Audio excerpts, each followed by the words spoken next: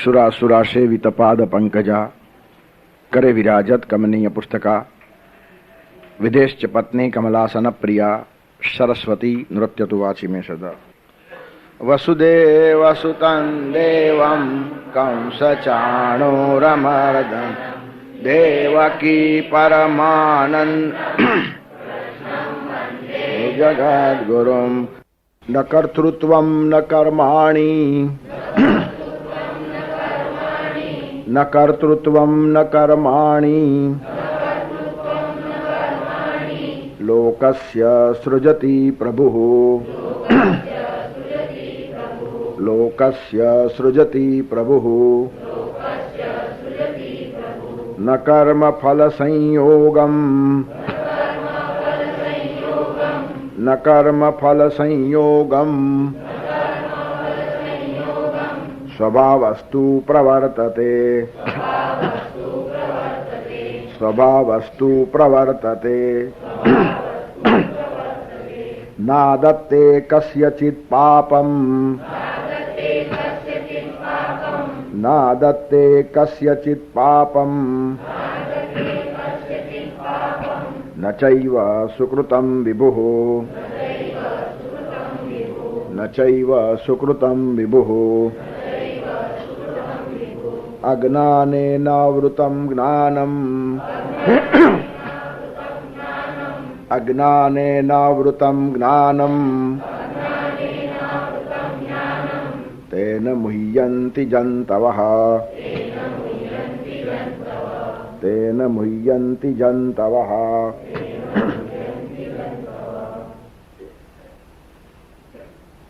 ગયા શ્લોકની અંદર ભગવાને બહુ સરસ બધી વાતો કરી. સુખમ આસ્તે, પહેલી વાત તો આપણને બહુ નવાઈની લાગે. સુખમ આસ્તે, સુખથી આ માણસ રહે છે. એનું કારણ કોઈ જ માણસ સુખથી રહી શકે એના ઉપર આપણો વિશ્વાસ નથી. એનું કારણ આપણે સુખથી રહેતા જ નથી. જગતમાં રહીને કોઈ માણસ સુખી હોઈ શકે એ કલ્પના કરવી પણ અઘરી છે. આટલું સંસારમાં દુઃખ છે માનવી જીવનની ગટમાળ એવી દુઃખ પ્રધાન સુખ અલ્પ તકી ભરેલી. પહાડ જેવડું દુઃખ અને રાઈ જેવડું સુખ આ જગતમાં આપણે રહીએ છીએ.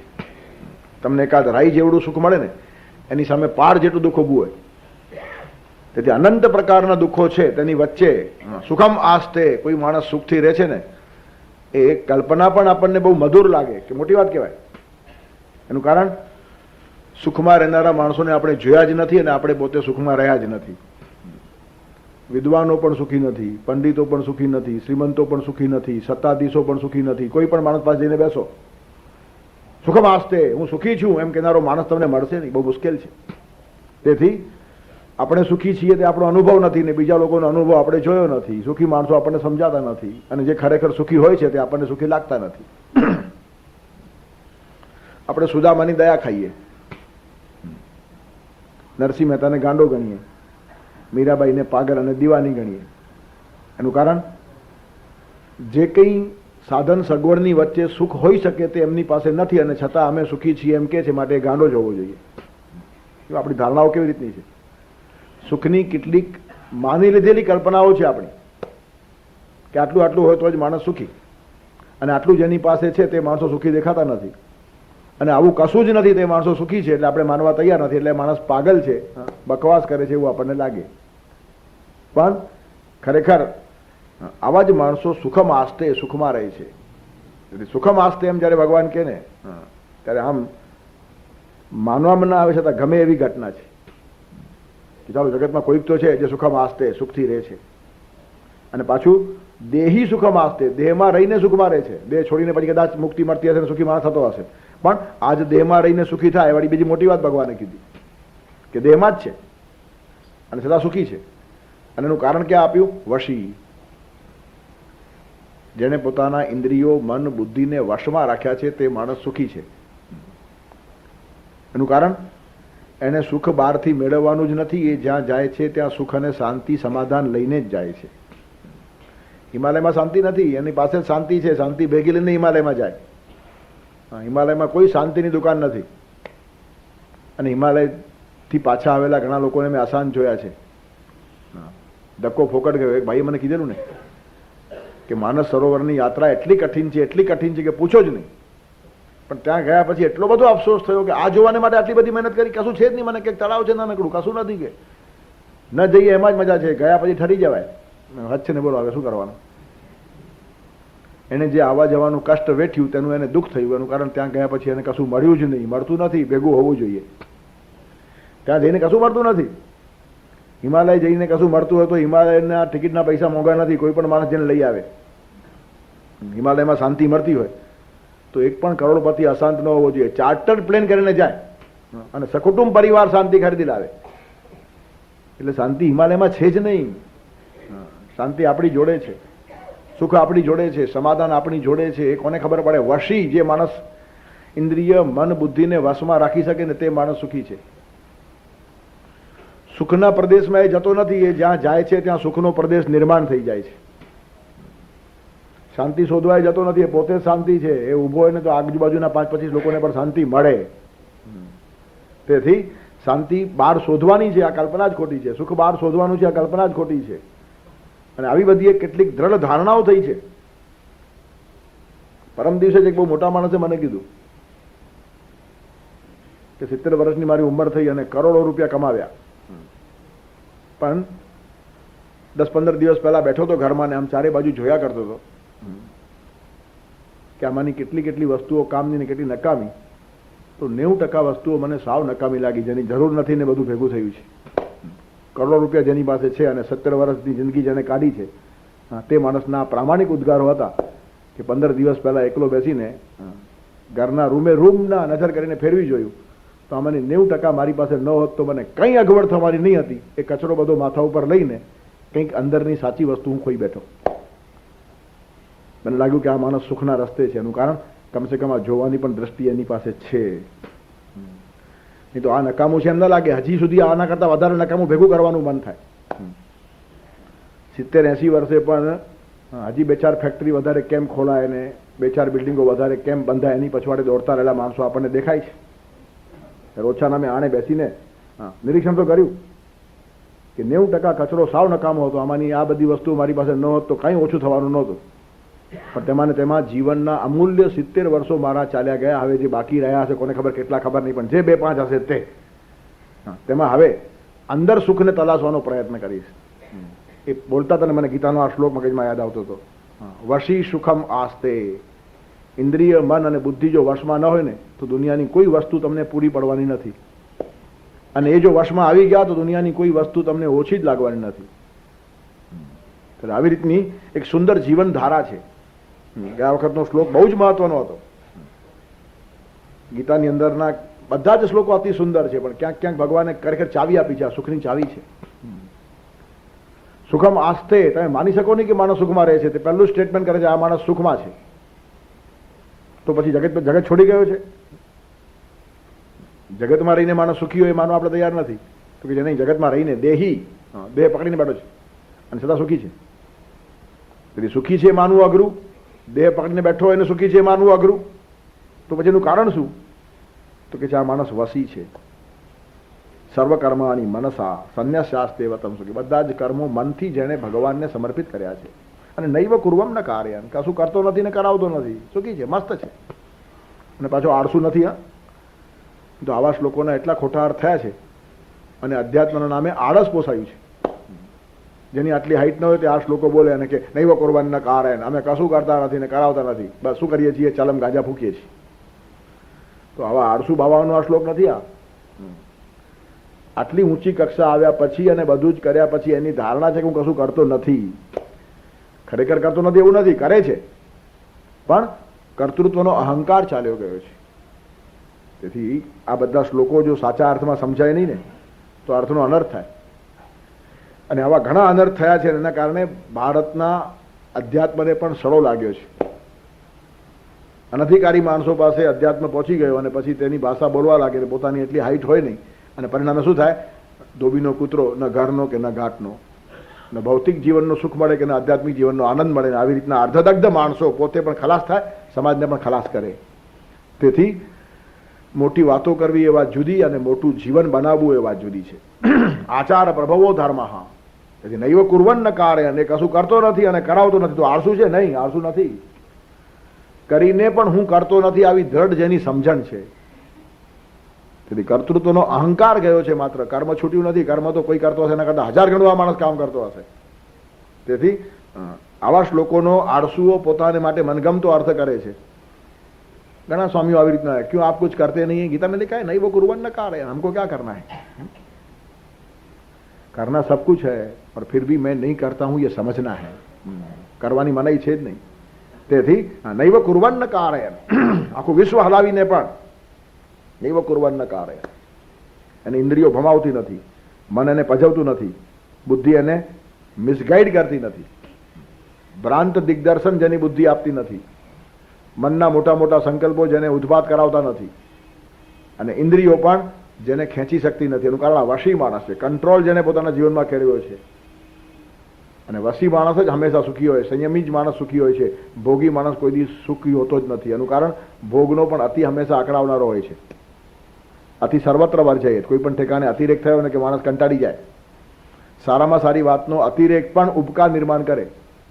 તમને શ્રીખંડ ગમે એટલો ભાવતો હશે, પણ એની માત્રા હોય છે અને પ્રમાણ હોય છે. પ્રત્યેક ભોગનું આવું છે. પછી એમાંનો રસ ચાલ્યો જાય, કાલ પીબતી તદ રસમ. તેથી નિયંત્રણ, મર્યાદા, એમાં જ એક આનંદ છે. રૂપનો એકાદ માણસ આસક્ત હોય ને, રૂપ રૂપ રૂપ જોયા જ કરે. કેટલાક માણસોને રૂપની બહુ આસક્તિ હોય. ઉડુરાજમુખી મૃગરાજ કટી ગજરાજ વિરાજિત મંદ ગતિ અદિશા વનિતા હૃદયે ભરિતા ક્વ જપક ક્વ તપક ક્વ સમાધિ રતિ. આવા કેટલાક માણસો પાગલ હોય. ઉડુરાજમુખી, ઉડુ એટલે તારા, અને તારાનો રાજા એટલે ચંદ્ર. ચંદ્ર જેવું જેનું મુખ છે, ઉડુરાજમુખી. મૃગરાજ કટી, કેસરી સિંહ જેવી જેની કમર છે. ગજરાજ વિરાજિત મંદ ગતિ, હાથી ઝૂલતો હોય તેવી મસ્ત જેની ચાલ છે, ગજગામિની કહેવાય સ્ત્રી. ત્યારે હાથી જેવી સરસ ચાલ છે, સિંહ જેવી સરસ કમર છે, ચંદ્ર જેવું સરસ વદન છે. ઉડુરાજમુખી મૃગરાજ કટી ગજરાજ વિરાજિત મંદ ગતિ યદિ સા વનિતા હૃદયે ભરિતા. આવી સ્ત્રી એ જો હૃદયમાં બેઠી હોય, એનું જો આલિંગન માણસે કર્યું હોય તો ક્વ જપ ક્વ તપ ક્વ સમાધિ રતિ. જપ તપ સમાધિની કઈ જરૂર નથી. એટલે આ જો આનંદ જીવનમાં મળ્યો હોય ભોગનો, તો જપ તપ સમાધિને કોણ પૂછે છે? પણ આમ બોલનારો માણસ પણ ધીરે ધીરે રૂપથી કંટાળી જાય. અને તેનું મૂર્તિમંત ઉદાહરણ એટલે રાજર્ષિ ભર્તૃહરિ. ભર્તૃહરિ રૂપનો પાગલ હતો. તમે શૃંગારની શું વાતો કરશો? આખો શૃંગાર શતક જે માણસે લખી નાખ્યું છે. કોઈ કવિ તો 2-4 પંક્તિઓ આડી અવડી લખતો હોય ને ખુશ થતો હોય કે શૃંગાર ઉપર મેં આટલું લખ્યું. અરે 100 શ્લોક જેને લખી નાખ્યા છે, ને એક શ્લોક બીજા શ્લોકથી ચડે. અરે આટલા સુંદર શ્લોકો લખ્યા છે, તે જ માણસ આટલો પછી કંટાળ્યો છે કે તિરસ્કાર થાય છે. યમ ચિંતયામિ સતતમ મયી સા વિરક્તા શાપ્યન્યમિચ્છતિ જનમ સજનન્ય સક્તા અસ્મત્કૃતે ચ પરિશુષ્યતિ કાચિદન્યા દિક્તામ ચ તમ ચ મદનમ ચ ઇમામ ચ મામ ચ. બધાને ધિકાર છે એમ કે છે. દિક યામ ચિંતયામિ સતતમ, સતત હું જેનું ચિંતન કરું છું. મયી સા વિરક્તા, જે સ્ત્રીનું હું સતત ચિંતન કરું છું તે સ્ત્રી મારાથી વિરક્ત છે, એ મારું ચિંતન કરતી નથી. જો કેવો કામદેવનો કેવો પ્રભાવ છે. યમ ચિંતયામિ સતતમ મયી સા વિરક્તા, અને સાપ્યન્યમિચ્છતિ, એ પાછી બીજાને ચાહે છે. સાપી અન્યમિચ્છતિ, અને સજન અનન્યાસક્તા, એ પાછો વળી બીજાની પછવાડે ફરે છે. હું જેનું ચિંતન કરું છું તે મારાથી વિરક્ત છે, એ બીજા કોઈને ચાહે છે ને એ જેને ચાહે છે ને એ માણસ પાછો કોકની પછવાડે ભટકે છે. તેથી યામ ચિંતયામિ સતતમ મયી સા વિરક્તા સાપ્યન્યમિચ્છતિ જનમ સજનન્યસક્તા. તો પછી અસ્મદ કૃતે ચ પરિશુષ્યતિ કાચિદન્યા, અને મારા માટે બીજી વળી કોક સુકાય છે તે મને ખબર જ નથી. હું જેની પછવાડે પડું છું તે મારી પાછળ નથી, એ જેની પાછળ પડી છે એ માણસ વળી બીજા કોઈની પછવાડે પડે છે, અને મને ખબર જ ન એવી કોક વળી મારા માટે સુકાતી હોય છે બિચારી, એ મને પ્રેમ કરતી હોય છે. અસ્મદ કૃતે ચ પરિશુષ્યતિ કાચિદન્યા. પછી કહે છે દિક્તમ ચ તામ ચ મદનમ ચ ઇમાન ચ મામ ચ.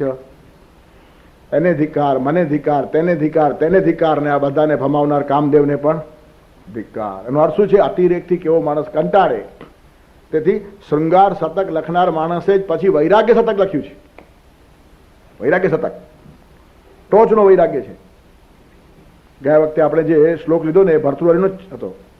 ધૈર્યમ યસ્ય પિતા સમાચ જનની શાંતિ ચિરમ ગેહિની. આ મેળવવા જેવું છે. બધી સ્ત્રીઓ પછવાડે ભટકવા જેવું નથી, શાંતિ મેળવવા જેવી છે. એને ગૃહિણી બનાવો. મોટી વાત તો એ છે શાંતિ ચિરમ ગેહિની. તેથી શૃંગારના ટોચના શ્લોકો લખનાર માણસ જ વૈરાગ્ય તરફ વળ્યો છે. એનું કારણ કોઈ પણ વસ્તુનો અતિ માણસને અકળાવે છે. અતિમાં સુખ નથી, સંયમમાં સુખ છે. અતિ ભોગ પણ ખરાબ તો અતિ ત્યાગ પણ ખરાબ. અતિ રૂપા ધૃતા સીતા, સીતાનું અપહરણ થયું છે અતિ રૂપથી. તેથી નીતિશાસ્ત્રકાર કહે છે ભાર્યા રૂપવતી શત્રુ. બહુ રૂપાળી પત્ની હોય ને શત્રુ કહેવાય. શા માટે? એનો પતિ ચેનથી રહી શકતો નથી. બહુ રૂપાળી પત્નીનો પતિ હંમેશા બેચેન હોય છે. એનું કારણ સતત એને વહેમ જ પડ્યા કરે કે બધા મારી પત્નીને જ જોયા કરે છે. એમાં ને એમાં એ પીડાતો હોય બિચારો. એની શાંતિ જ ખલાસ થઈ જાય.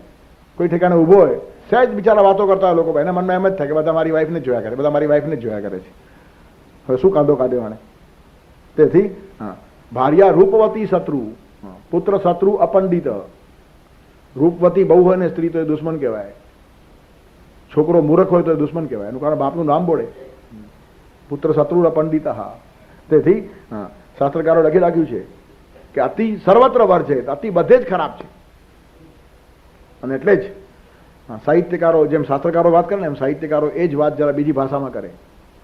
તેથી એક શાયર કહે છે કે તમે તો લાજ કાઢીને કીધું છે એવું કામણ કે રૂપાળાને ઉગાડામાં હવે જોવા નથી ગમતા. આ મર્યાદા છે, એક સંયમ છે.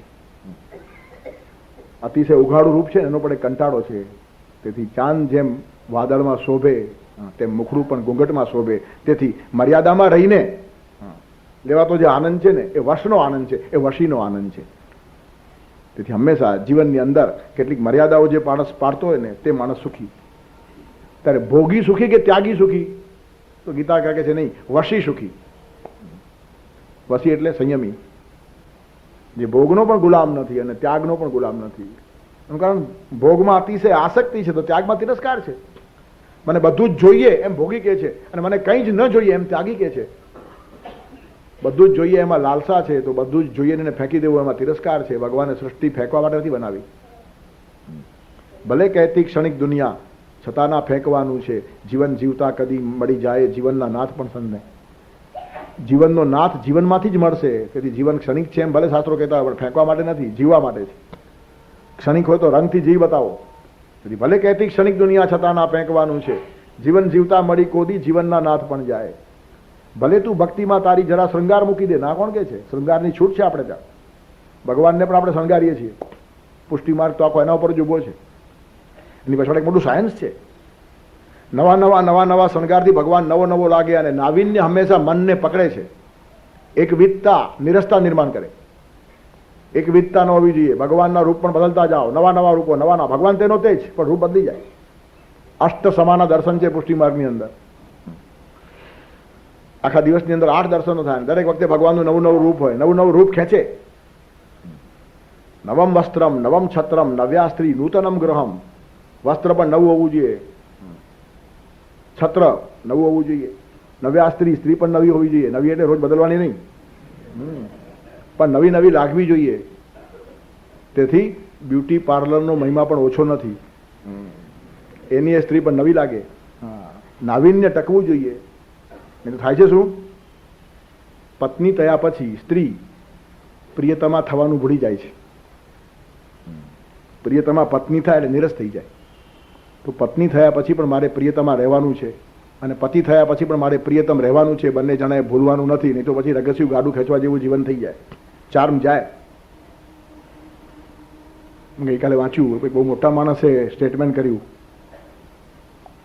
કે આ બોલનાર સાથે ઓડિયન્સમાં બેઠેલા બધા જ માણસો છૂટાછેડા લેવા તૈયાર છે. એનો શું અર્થ છે? જીવનનો રસ ગયો. છૂટાછેડા લેવા તૈયાર હોય એ ભારતની સંસ્કૃતિ નહીં. 7 જન્મ સાથે જીવવા તૈયાર હોય એ ભારતની સંસ્કૃતિ છે. એનું કારણ આપણને સેક્સ પણ ખબર પડી નહીં અને સંસ્કૃતિ પણ ખબર પડી નહીં. શા માટે છૂટાછેડા તૈયાર છે? જન્માંતર સુધી મને આ સાથીદાર મળવો જોઈએ, આટલો પ્રેમ કરવાની હિંમત હોવી જોઈએ. પ્રેમ કર્યો જ નથી, મોહ કર્યો છે, અને મોહ તો ઘટવાનો છે. પ્રતિક્ષણમ વર્ધમાનમ એ પ્રેમનું સ્વરૂપ છે. પ્રેમ વધતો જાય અને મોહ ઘટતો જાય. જેના જીવનનો ચાર મને કાવ્ય ખલાસ થયો હશે, મોહિત થયેલા લોકો છે. અજ્ઞાને નાવૃતમ જ્ઞાનમ તેને મોહ્યંતી જનતવ. આજના શ્લોકમાં ભગવાન બહુ સ્પષ્ટ કરે છે. માણસ મોહ પામે છે. શા માટે? અજ્ઞાને નાવૃતમ જ્ઞાનમ. જ્ઞાન છે ને અજ્ઞાનથી આવૃત થઈ જાય છે. તેથી મોહિત થયેલા માણસો કંટાળી જાય તરત જ તેથી નવ્યા સ્ત્રી નૂતનમ ગ્રહમ, નવીનતા હોવી જોઈએ. સપ્તપદીના પ્રતિજ્ઞામાં ચોથે પગલે આવે છે આ વસ્તુ કે હું સ્વસ્થ રહીશ, સુગઢ રહીશ, સુંદર રહીશ, તમારી જોડે સતત રમમાણ રહીશ. એના બહુ મોટા વ્યાપક અર્થો છે, પણ વાંચે કોણ, અભ્યાસ કોણ કરે? તમારો સેક્સ પણ જિંદગીના છેલ્લા શ્વાસ સુધી નીરસ ન થાય આટલી વ્યવસ્થા ભારતમાં કરેલી છે, પણ કોઈ પુસ્તક વાંચતું જ નથી. અને પછી લોકો કહે છે ભારતમાં બહુ અભ્યાસ થયો નથી. અરે તે નથી કર્યો, અભ્યાસ ઘણો થયો છે. જેને સેક્સની પણ ટોચની વાતો સમજવાની હોય ને, રેફરન્સ આપી રાખો, વાંચવું હોય તો વાંચો. શ્રી હર્ષે નૈષધીય ચરિત પુસ્તક લખ્યું છે.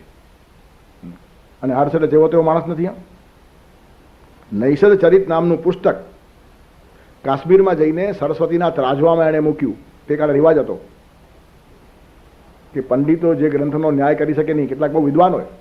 હર્ષ આટલો બધો વિદ્વાન હતો, કોઈ પંડિતની તાકાત નહીં કે એના ગ્રંથને માટે જજમેન્ટ આપી શકે. આટલી બધી પ્રકર્ષ બુદ્ધિ હતી કે જે વાત કરે તો લોકો સમજે નહીં. તેથી પછી એણે સરસ્વતી પાસે પ્રાર્થના કરી છે કે માં તું મારી બુદ્ધિ થોડી ઓછી કર. એનું કારણ લોકો મારી વાત સમજતા નથી.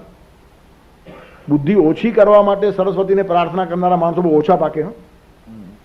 થોડી બુદ્ધિ વધારે એમ કરવા માટે લોકો સરસ્વતી પાસે જાય. ત્યારે આ માણસ કેવો મર્દ છે, પ્રાર્થના કરે છે કે થોડી બુદ્ધિ ઓછી કર, કે જેથી લોકો સાથે હું વાત કરી શકું. નહીં તો આટલી બધી હાઈટ છે કે લોકો બિચારા પકડતા નથી મારી વાતને. ત્યારે સરસ્વતી કહે છે કે દહીં અને અડદ ભેગા કરીને ખાવાનું શરૂ કર, તારી બુદ્ધિ ઘટશે. અને તે પ્રયોગ શરૂ કર્યો એને. દહીં અને અડદ ભેગા કરીને બુદ્ધિ ઘટાડવાનો પ્રયોગ કરનાર માણસ એટલે કેટલો મહાન હશે. શું શું ભારતમાં પાક્યું છે, વિચારવા જેવું છે. ભારતમાં બુદ્ધિમાનો પાક્યા છે એમ નહીં, બુદ્ધિ ઓછી કરે એમ સરસ્વતીને પ્રાર્થના કરનારા પાક્યા છે. આટલા બુદ્ધિમાન હતા લોકો. અને તે આના ગ્રંથનો ન્યાય કોણ કરે? ત્યારે કાશ્મીરમાં સરસ્વતી માતાની મૂર્તિ, એના હાથમાં એક ત્રાજવું, અને ત્રાજવામાં ગ્રંથ મૂકી દેવાનો, અને પછી એ મંદિર બંધ કરીને બહાર ચાલા જવાનું. બીજે દિવસ સવારના આવવાનું. ગ્રંથ ત્રાજવામાં હોય તો એ ગ્રંથ સરસ્વતીને મંજૂર છે, અને ત્રાજવામાંથી પડી જાય તો ગ્રંથ મંજૂર નથી. બધા બીજે દિવસે આવ્યા, બારણું ખોલ્યું તો ગ્રંથ નીચે પડી ગયેલો.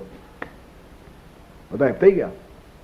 શ્રી હર્ષનો ગ્રંથ, આટલા મોટા માણસનો ગ્રંથ, અને સરસ્વતીએ સ્વીકાર્યો નહીં, ત્રાજવામાંથી નીચે પડી ગયો. ત્યારે હર્ષ થોડો ચીડાઈ ગયો છે કે માં તને પ્રાર્થના કરી કરીને મેં મારી બુદ્ધિ ઓછી કરી, દહીંને અડદ ખાઈ ખાઈને, અને ત્યાર પછી જે ગ્રંથ લખ્યો તે આ ગ્રંથ છે. એના કરતા આગળ લખેલા ગ્રંથો બહુ ભયંકર છે. પણ આ ગ્રંથ પણ તું સમજી શકી નહીં. હવે તું ગરડી થઈ છે એમ મને લાગે છે. કલ્પના કરો, સરસ્વતીને જેને ગરડી કીધી કે મારા ગ્રંથને સમજવાની ક્ષમતા હવે તારામાં પણ નથી એવું લાગે છે. એનું કારણ નહીં તો આ ગ્રંથ ફેલ થાય નહીં. આ પડી કેમ ગયો આ ગ્રંથ? હવે હું જાણવા માંગુ છું કે મારા ગ્રંથમાં ભૂલ શું છે, કે તે આ ગ્રંથનો તે અસ્વીકાર કેમ કર્યો? ત્યારે સરસ્વતી કહે છે કે એમાં એક ઠેકાણે બહુ મોટી ભૂલ થઈ છે. તો શું છે? તો કે સરસ્વતી કુમારિકા છે, મારા લગ્ન થયા નથી, અને એક ઠેકાણે તે મને ભગવાનની પત્ની ઠરાવી છે.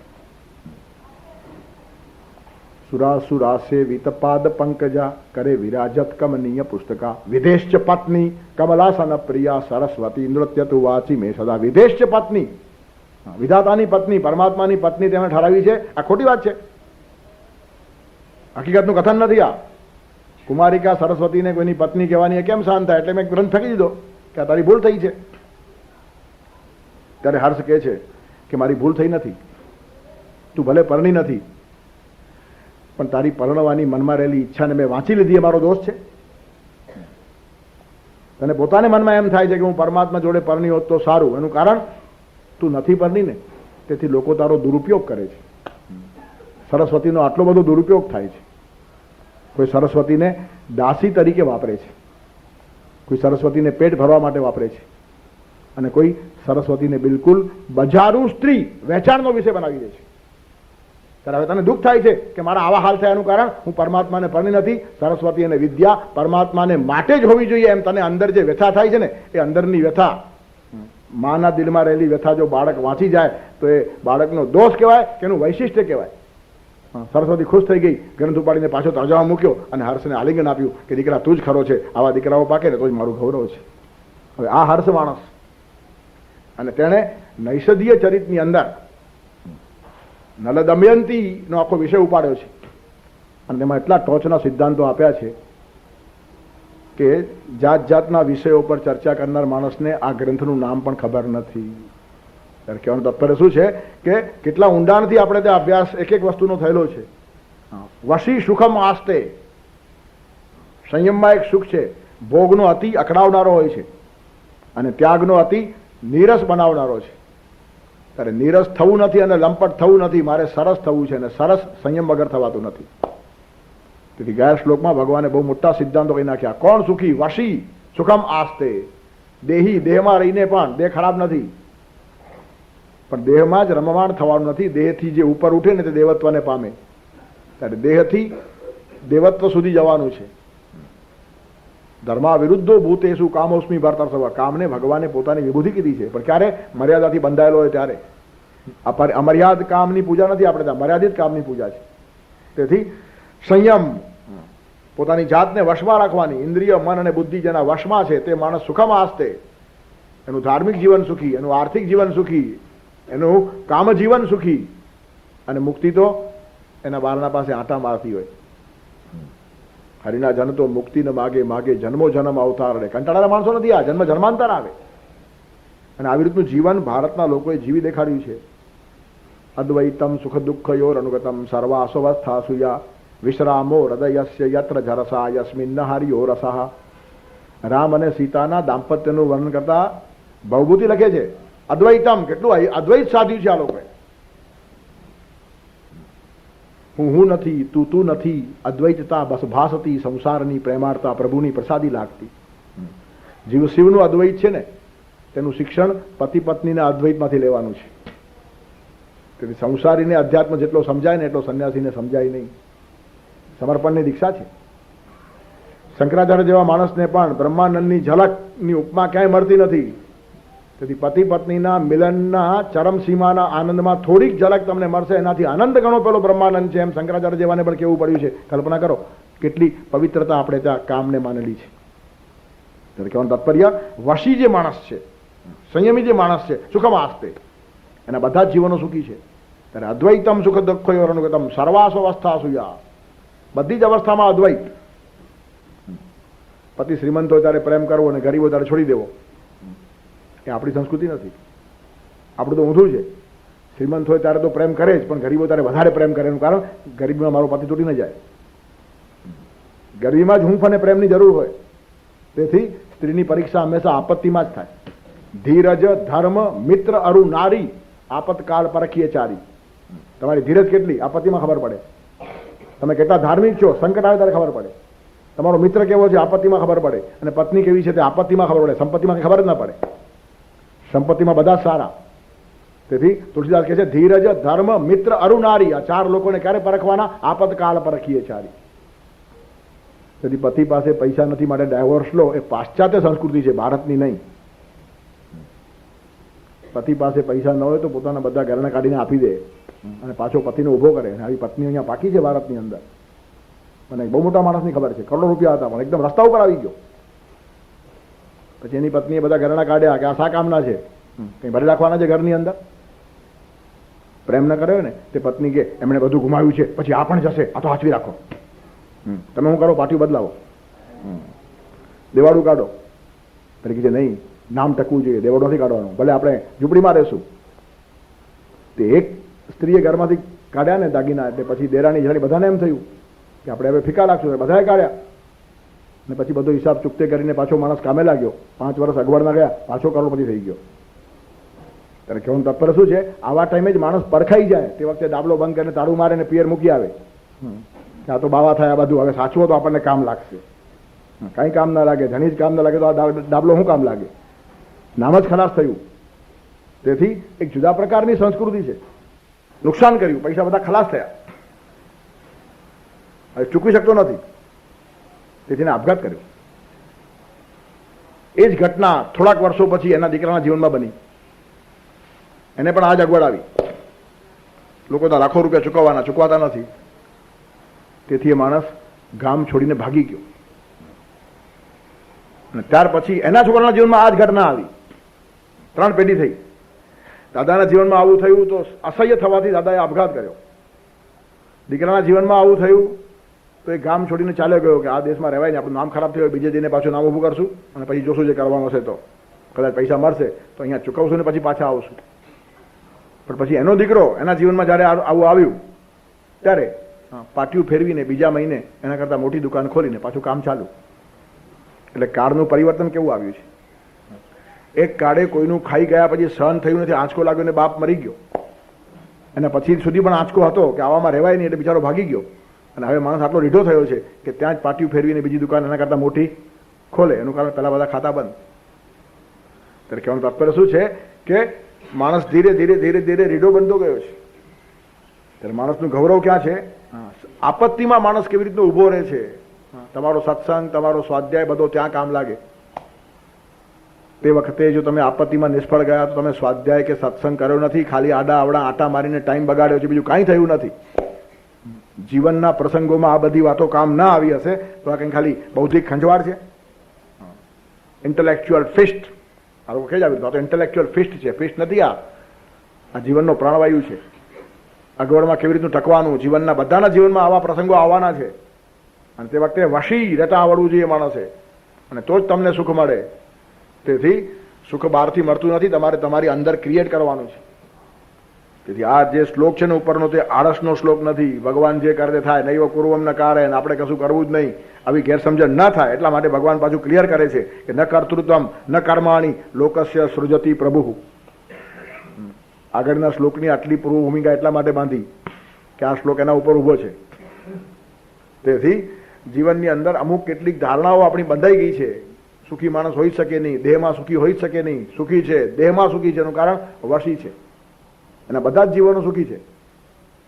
વૃદ્ધાવસ્થા સુધી પણ એમનું જીવન નિરસ થતું નથી. આવી રીતનું દાંપત્ય સીતા અને રામે જીવી દેખાડ્યું છે. જરસાપી યસ્મિન હાર્યો રસ, ઘરપણમાં પણ રસ જાય નહીં. પ્રતિ ક્ષણે રસ વધતો જ જાય જીવનની અંદર. આવી રીતનું જીવન જીવતા આવડવું જોઈએ. પણ એ તમારું કર્તૃત્વ છે, પરમાત્મા ઉપર મૂકો નહીં. ન કર્તૃત્વમ ન કર્માણી લોકસ્ય સૃજતી પ્રભુ. પ્રભુ લોકસ્ય કર્તૃત્વમ કર્માણી કર્મફલ સંયોગમ ન સૃજતી.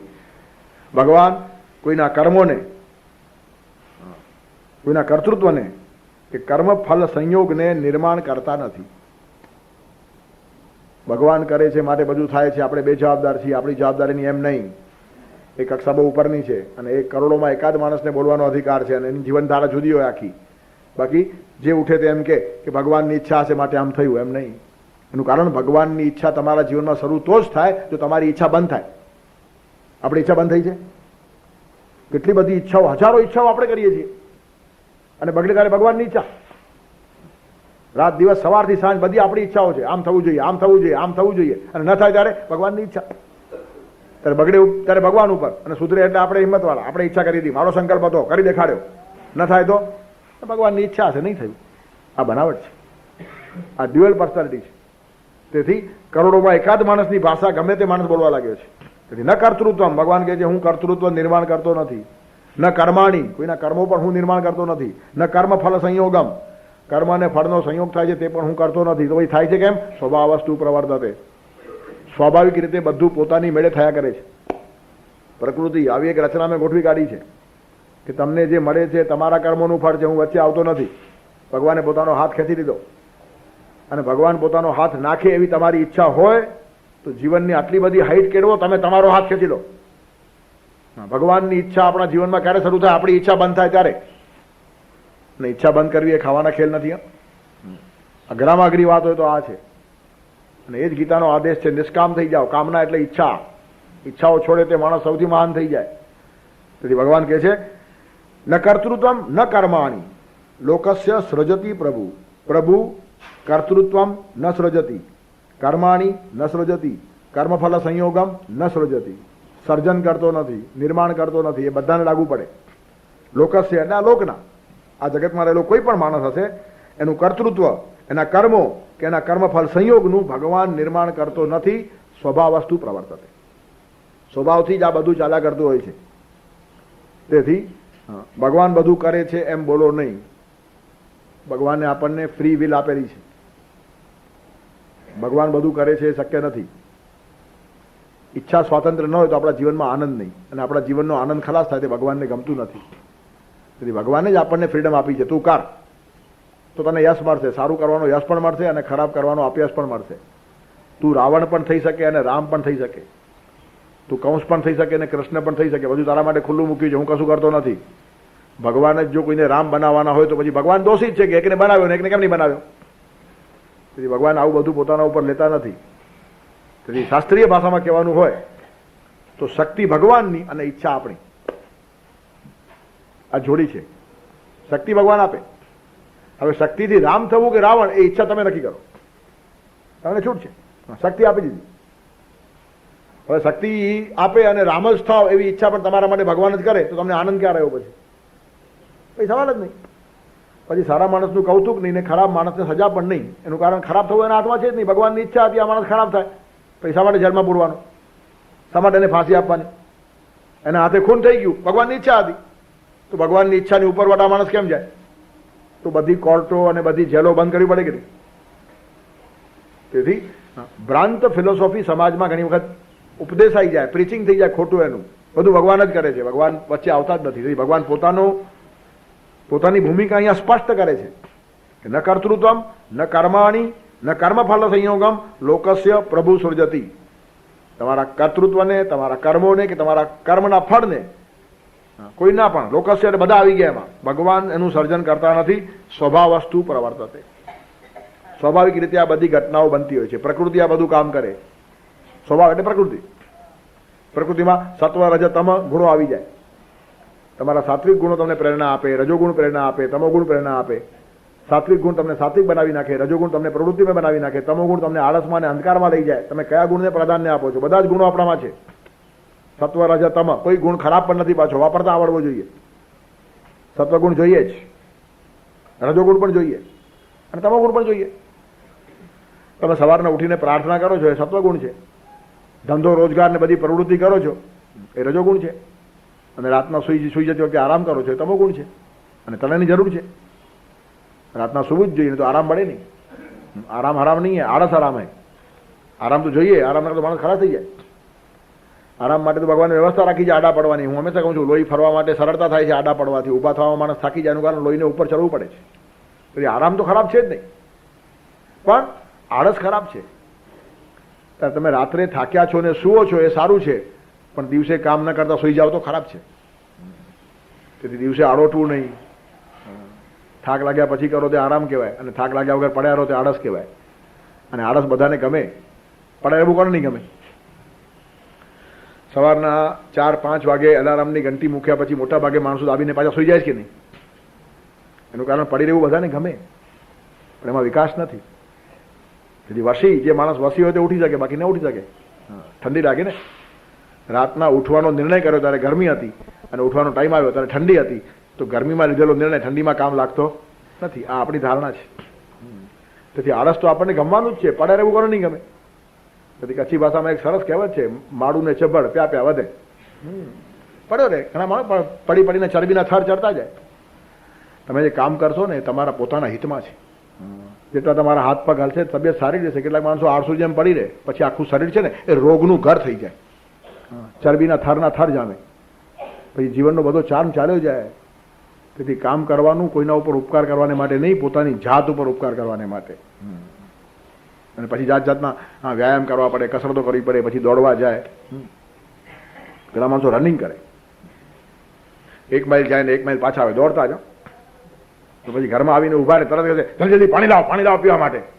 એટલે પણ 2 માઇલ દોડ્યો તો 5 માઇલ ઓછું દોડવું હતું, અને થોડુંક માટા સુધી ચાલવું હતું, તે નહીં. પછી હાથ પર જોઈએ બધું જ. એનું કારણ દોડધામ તો નકામી જોવી જોઈએ, એમાંથી કામ નહીં થવું જોઈએ.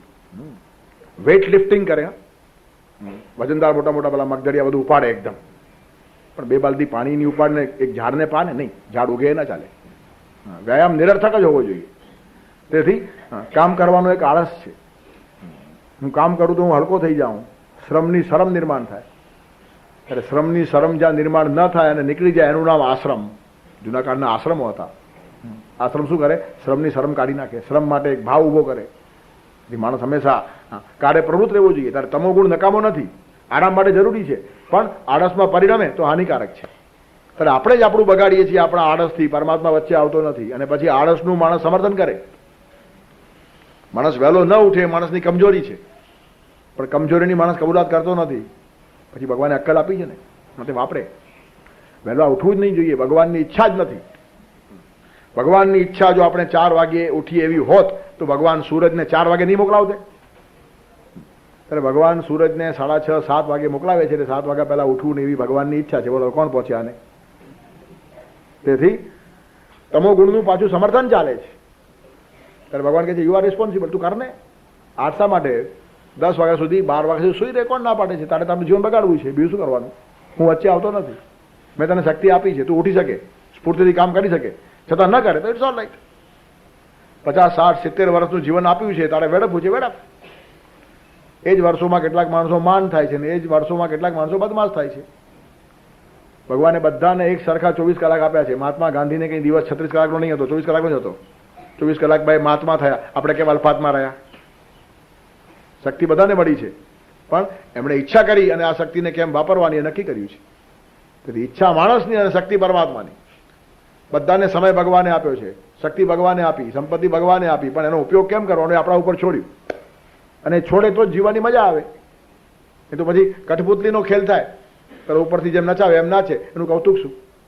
પોતાની મેળે જો કોઈ નર્તિકા સરસ નાચે તો તાળીઓના ગડગડાટ મળે, પણ કઠપુતલી નાચે ને તો કઠપુતલીને નહીં, એના હલાવનારને તાળીઓ મળે છે.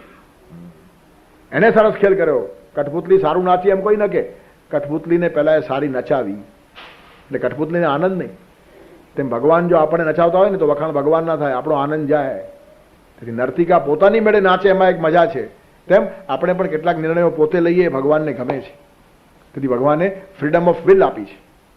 ત્યારે શક્તિ પરમાત્માની અને ઈચ્છા જીવાત્માની, એ બે ભેગા મળીને કોઈ પણ કામ થાય છે. એટલે ભગવાન કહે છે હું વચ્ચે આવતો નથી. ન કર્તૃત્વમ ન કર્માની લોકસ્ય સજતી પ્રભુ ન કર્મ ફલ સંયોગમ. કર્મનું ફળ પણ પોતાની મેળે આવે. Fruit is nothing but the natural result of your action. ફળ બીજું કશું નથી, તમારા કર્મનું નૈસર્ગિક રીતે આવતું રહેલું પરિણામ છે. અને ભગવાને એવું સરસ ગોઠવી નાખ્યું છે કે ભગવાનને વચ્ચે હાથ નાખવાની જરૂર જ નથી. જરૂર જ નથી. તમે કર્મ કરો એટલે ફળ આવે છે. તમે ખરાબ શબ્દો બોલ્યા એટલે ભટકાઈને પાછા તમારી તરફ આવે. Action and reaction are equal and opposite. તમે દડો ભીતમાં પછાડ્યો, પોતાની વડે પાછો આવે કે નહીં? પાછો લાવવા મહેનત નહીં પડે, પછાડ્યો એટલે પાછો આવવાનો છે. તેમ તમે અપશબ્દો બોલ્યા છો, પાછા આવે. ગઈકાલે એક શાસ્ત્રીએ બોલતા બોલતા કીધું કે તમારા મોઢામાંથી જે શબ્દો પડે છે, વૈજ્ઞાનિકોએ શોધી કાઢ્યું છે આજકાલ કે 40 દિવસમાં એ શબ્દો આખા પૃથ્વીની પ્રદક્ષિણા કરીને પાછા તમારી પાસે પહોંચી આવે છે. 40 દિવસમાં. અને એનો પુરાવો શું? તો 40મા દિવસે તમે કોઈનું કશું ખરાબ ન કર્યું હોય તો પણ તમે એકદમ વિષાદી થઈ જાઓ છો. તમને ખબર નથી, મેં આજે કોઈનું બગાડ્યું નથી, પણ તમે 40 દિવસ પહેલા કોઈને દુખાવ્યો, એ શબ્દોએ યાત્રા શરૂ કરી અને ફરી ફરીને પાછા તમારી પાસે ભટકાયા, તમે ભૂલી ગયા, પણ તમે આજે કારણ વગર વિષાદમાં છો. જો ઘણી વખત આઉટ ઓફ મૂડ થઈ જાય માણસ અને તમને કારણ સમજાતું નથી. એનું કારણ 40 દિવસ પહેલા પડેલું છે. હવે 40 હોય કે 60 હોય, આજના વૈજ્ઞાનિકોએ આ શોધી કાઢ્યું છે. પણ જે હશે તે તમારા શબ્દો બહાર ફેંકાય છે, નાશ પામતા નથી, ફરી ફરીને પાછા આપણી પાસે આવે છે. તો એવા જ શબ્દો બોલો કે વારંવાર આપણી પાસે આવે તો આપણને ગમે. ગાઢ બોલશો તો 40 દિવસે પાછી આવશે, ગમશે? હવે જેને ખબર પડી જાય ગાઢ બોલે ખરો. તેથી આપણે જે કરીએ છીએ ને તે આટલું ચક્ર ગોઠવી રાખ્યું છે કે બધું ફરી ફરીને પાછું આવે. તેથી માણસે બહુ ધ્યાન રાખીને વર્તવું જોઈએ. ત્યારે ન કર્તૃત્વમ ન કર્માણી લોકસ્ય સર્જતી પ્રભુ. પ્રભુ કોઈના કર્મોને, કોઈના કર્તૃત્વને કે કર્મફળ સંયોગને યોજવા કે સંયોજવા આવતું નથી. સૃષ્ટિની એક રચના જેવી કરી રાખી છે. બ્રાહ્મયન સર્વભૂતાની યંત્રારૂઢાની માયા, આવી રીતે યંત્ર ગોઠવી રાખ્યું છે. બધું સેટ થઈ ગયું, પછી પોતાની માટે થયા કરે. યંત્રની અંદર પણ જો બધા વચ્ચે વચ્ચે ઘડી ઘડી હાથ નાખે ને, એકવાર યંત્ર ચાલુ થયું પછી બધું આખી ફેક્ટરી ચાલ્યા કરે. બગડે ત્યારે ક્યાંક હાથ નાખવો પડે. તેમ જગતમાં બી કંઈક બગાડ થાય ત્યારે પછી ભગવાન આવે, પરિત્રાણાય સાધુનામ વિનાશાય દુષ્કર્મ, બાકી ચક્ર ચાલ્યા કરે. બહુ ઉપર નીચે થઈ જાય ત્યારે વળી જરાક પાછી વ્યવસ્થા બેસાડવી પડે, પણ તેના વગર વચ્ચે આવવાની જરૂર નહીં. ત્યારે સ્વભાવ વસ્તુ પ્રવર્તતે, બધું સ્વાભાવિક રીતે ચાલ્યા કરતું હોય છે. પ્રકૃતિ બધું કર્યા કરતી હોય છે. આપણે પણ આપણા સ્વભાવના ગુલામ છીએ અને પરિણામે અસ્તવ્યસ્ત વર્તા હોઈએ છીએ. તમો ગુણ આપણને ગમે, શા માટે? સ્વભાવ આપણો ઢીલો છે. ત્યારે સ્વભાવને ઓળખી લેવાનો. સ્વભાવ આવ્યો ક્યાંથી? સ્વભાવ જળ છે કે ચેતન છે? બહુ અંદર શાસ્ત્રમાં જઈએ ને તો માથું ખરાબ થાય એવું છે, થાકી જાય માણસ. જળ કે ચેતન બહુ અઘરું છે. ચૈતન્ય જો ફરતું હતું તો નીરું હતું, બિલકુલ કોઈ એમાં પોલ્યુશન નહીં, બગાડ નહીં, ગરબડ નહીં. એ ચૈતન્યમાં અહમનું સ્ફુરણ થયું, પછી અહમને વિલ પાવર ચીટક્યો, એક ઈગો અને બીજું વિલ પાવર, એ બે ભેગા થયા, એમાંથી જીવાત્મા નિર્માણ થયો. એ જીવાત્માનું બીજું નામ વાસના. અહંકાર અને વિલ પાવર, ઈગો અને વિલ પાવર, અહંકાર અને ઈચ્છા શક્તિ બે ભેગા થાય. એની સારી બાજુ આવે તો સારી સારી અભિલાષાઓ થાય, ધ્યેય અને મહત્વાકાંક્ષાઓ આવે, અને હલકી બાજુ આવે તો વાસનાઓ નિર્માણ થાય, અને વાસનાઓ ધીરે ધીરે પછી સ્વભાવનું રૂપ લે. પછી માણસને ખબર ન પડતા માણસ એ રીતે વર્તવા લાગે. પછી આપણે કહીએ ને આ માણસનો સ્વભાવ જ એવો છે. એનું કારણ હવે ન ખબર પડતા એ રીતે વર્તવા લાગ્યો, એટલે સેટ થઈ ગયા, એના જીવનમાં એક પેટર્ન સેટ થઈ જાય. તેથી સ્વભાવ વસ્તુ પ્રવર્તતે. તેથી સ્વભાવ ઘડતરની અંદર બહુ મહત્વનો ફાળો છે ઘણી બધી વાતોનો.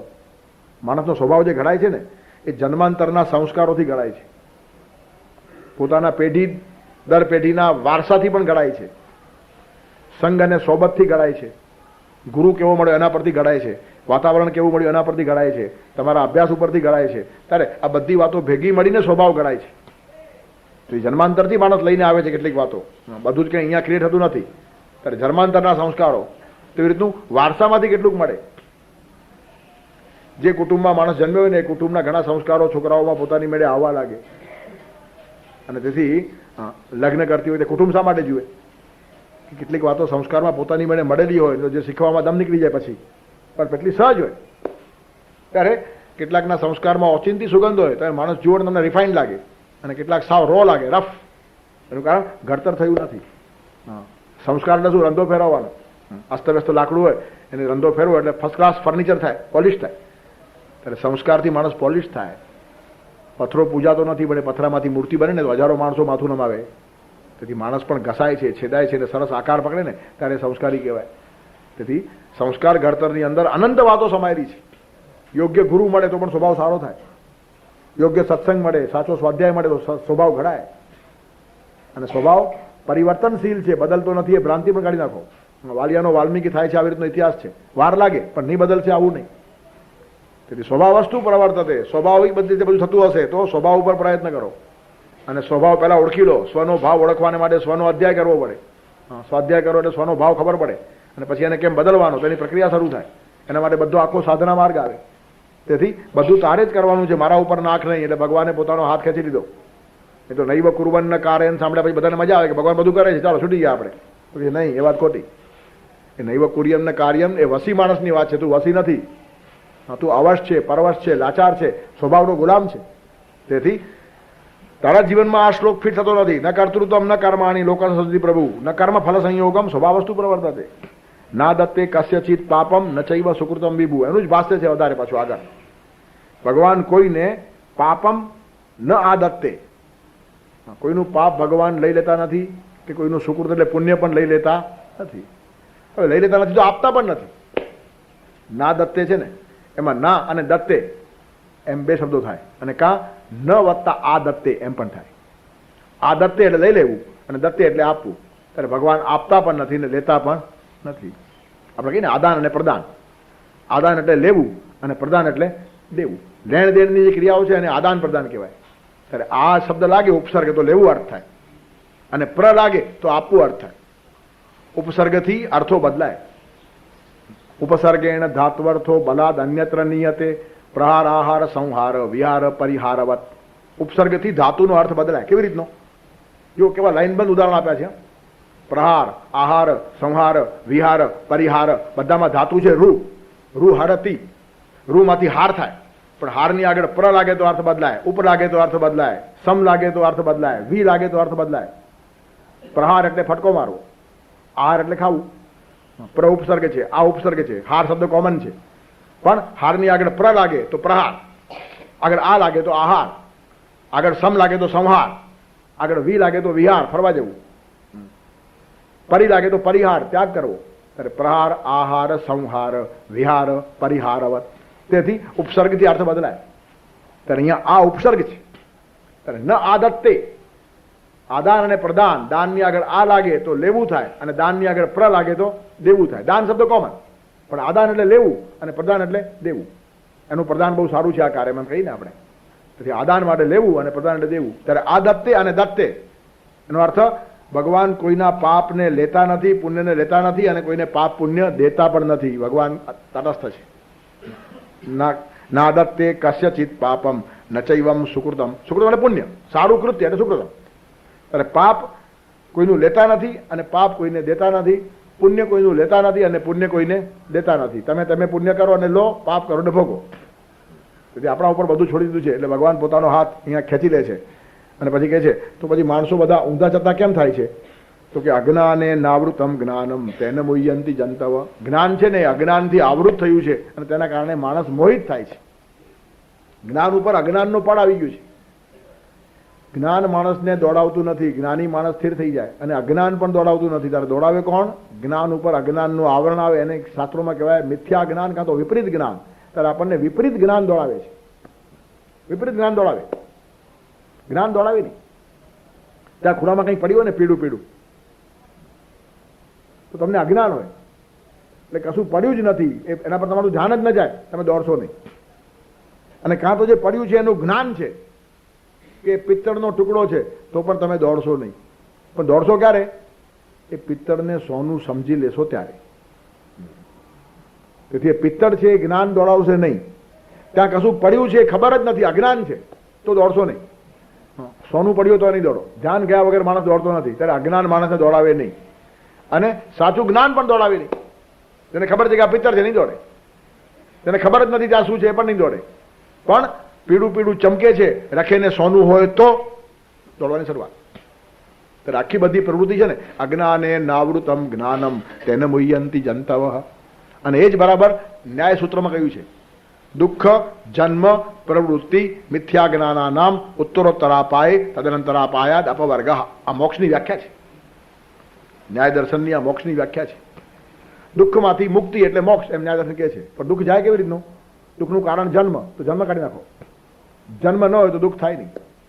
જન્મ શા માટે મળે છે? પ્રવૃત્તિથી. તો પ્રવૃત્તિ બંધ કરો. તો પ્રવૃત્તિ શા માટે થાય છે? મિથ્યા જ્ઞાનથી. જ્ઞાનથી પણ પ્રવૃત્તિ નહીં, અજ્ઞાનથી પ્રવૃત્તિ નહીં, મિથ્યા જ્ઞાનથી પ્રવૃત્તિ થાય. ત્યારે દુઃખ જન્મ પ્રવૃત્તિ મિથ્યા જ્ઞાના નામ, તો પછી ઉત્તરોત્તરાપાય તદનંતરાપાયાત. એક એકને કાઢતા જાઓ. મિથ્યા જ્ઞાનને કાઢી નાખવા માટે જ્ઞાન લઈ આવો. જ્ઞાન આવે એટલે મિથ્યા જ્ઞાન જાય. મિથ્યા જ્ઞાન જાય એટલે ખોટી દોડધામ બંધ થાય. ખોટી દોડધામ બંધ થાય તો જન્મ મરણનો ફેરો બંધ થાય, અને જન્મ મરણનો ફેરો બંધ થાય તો દુઃખ બંધ થાય. તો દુઃખને બંધ કરવાનો રસ્તો સિસ્ટમેટિક ગોઠવીને બતાવેલો છે. તેથી અજ્ઞાને નાવૃતમ જ્ઞાનમ તેને મુહ્યંતી જંતવ. માણસને અજ્ઞાનથી આવૃત થયેલું જ્ઞાન દોડાવે છે, સીધું જ્ઞાન દોડાવતું નથી. ત્યારે ઘણી બધી વાતોનું આપણને અજ્ઞાન છે, વિસ્મૃતિ છે. આપણા આત્મશક્તિની વિસ્મૃતિ આ મોટા મોટું અજ્ઞાન. ઘણી બધી વસ્તુઓ આપણે ભૂલી ગયા છીએ. કો દેશ કાની મિત્રાણી કશ્ચાહમ કાચમે શક્તિ ઇતિ ચિંત્યમ મુહુર્મુહુ. હું કોણ છું એની સ્મૃતિ હોવી જોઈએ. વિસ્મરણ થયું છે, માણસ દોડે છે. પોતાની હાઈટ ખબર નથી. ઈચ્છા આકાંક્ષાઓ બધી અપૂર્ણતામાંથી જન્મે, અને હું તો પૂર્ણ છું. પૂર્ણમદ પૂર્ણમિદમ પૂર્ણાત પૂર્ણમુદચ્યતે. તેથી એ જ્ઞાનની કક્ષા છૂટી ગઈ, અને અજ્ઞાનથી માણસ પોતાને અપૂર્ણ માનવા લાગ્યો. તેથી આત્મશક્તિનું વિસ્મરણ થયું છે. સૌથી મોટી વાત આ છે. બીજું, ભગવાન પાસેથી આવ્યા ત્યારે કેટલીક પ્રતિજ્ઞાઓ લઈને આવ્યા છે, એનું વિસ્મરણ થયું છે. હું શું શું કરીશ એ ભગવાનને કહ્યું છે, પણ કરતા નથી. કારણ કે અગવડમાં હોય ત્યારે માણસ પ્રતિજ્ઞા લે. ગર્ભપુરાણની અંદર આ બધા વર્ણનો છે પુરાણોમાં, કે ગર્ભમાં જીવ હતો ને ત્યારે ભગવાનને કહે છે આમાંથી છોડાવ, પછી તું જેમ કહેશે એમ કરીશ. પણ છૂટ્યા પછી કશું નહીં. છૂટીને સીધું રડે, ઉવા ઉવા, એટલે બધી વાતો ઉવા આવે, અહીંયા કંઈ નહીં. તેથી વિસ્મૃતિ થઈ ગઈ. તેથી પોતાના આત્મશક્તિની વિસ્મૃતિ, પ્રભુ પાસે આપેલી પ્રતિજ્ઞાઓની વિસ્મૃતિ, પ્રભુએ આપણને કરેલા ઉપદેશની વિસ્મૃતિ. જગતમાં આવતી વખતે ભગવાન ઘણું બધું કહીને મોકલાવે છે. જૂના કાળમાં છોકરો સાસરે જાય ને તો માં ઘણી બધી સલાહ આપતી. સાસરામાં કેમ વર્તવાનું, એનું કારણ પોતાના છોકરાની બેઇજ્જત નહીં થવી જોઈએ. નવો નવો પહેલી વાર સાસરે જાય છે, અસ્તવ્યસ્ત વર્તે તો મપાઈ જાય. તો ભાઈ સલાહ આપવામાં આવે, આમ કરજે, આમ કરજે, આમ કરજે. ત્યારે તે પ્રમાણે વર્તે તો એની ઇજ્જત જળવાય. તેમ ભગવાન પણ આપણને જગતમાં આપણી ઇજ્જત કેમ જળવાય તે જીવવાનું શીખવીને મોકલાવે છે. પણ એનું વિસ્મરણ થયું, અને એનું જ વિસ્મરણ નહીં, ભગવાનનું જ વિસ્મરણ થયું. ભગવાનને આપણે આપેલી પ્રતિજ્ઞાનું વિસ્મરણ, ભગવાને આપણને આપેલી શિખામણનું વિસ્મરણ, અને છેલ્લે તો ત્યાં સુધી પહોંચ્યા કે ભગવાનનું પણ વિસ્મરણ. ભગવાનની જગતમાં જરૂરત શું છે? પરવરદિગારે જીભ દઈ બોલતો કર્યો, અને જીભથી પૂછ્યું પરવરદિગાર ક્યાં છે. જે જીભથી ભગવાન ક્યાં છે પૂછીએ છીએ ને, જીભ જ ભગવાને આપી છે. તેથી વિસ્મરણ થાય છે, આ મોટું અજ્ઞાન છે. ત્યારે આત્મશક્તિનું વિસ્મરણ આપણને અપૂર્ણ ઠરાવે, અને અપૂર્ણતા આપણને દોડાવે. પૂર્ણતા દોડાવે નહીં, અધુરાશ દોડાવે. જ્યાં સુધી માણસ અપૂર્ણ પોતાને માનતો હોય દોડ્યા કરે. ત્યારે અજ્ઞાને નાવૃતમ જ્ઞાનમ તેને મુહ્યંતી જંતવ. તેનાથી મોહિત થયેલો માણસ દોડધામ કર્યા કરે છે. ત્યારે તેનો ઉપાય શું? તેની ચર્ચા હવે નીચેના શ્લોકમાં કરે છે. એનું પારણ કરી રાખશું આવતા રવિવારને માટે. જ્ઞાનેન તુ તદજ્ઞાનમ યેષામ નાશિતમાત્મનઃ તેષામાદિત્યવત જ્ઞાનમ પ્રકાશયતિ તત્પરમ વસુદેવસુતં દેવં કંસચાણૂરમર્દનમ દેવકી પરમાનંદમ કૃષ્ણં વંદે જગદ્ગુરુમ. ગુરોર્બ્રહ્મા ગુરોર્વિષ્ણુ ગુરોર્દેવો મહેશ્વર ગુરો સાક્ષાત પરબ્રહ્મ તસ્મૈ શ્રી ગુરવે નમઃ.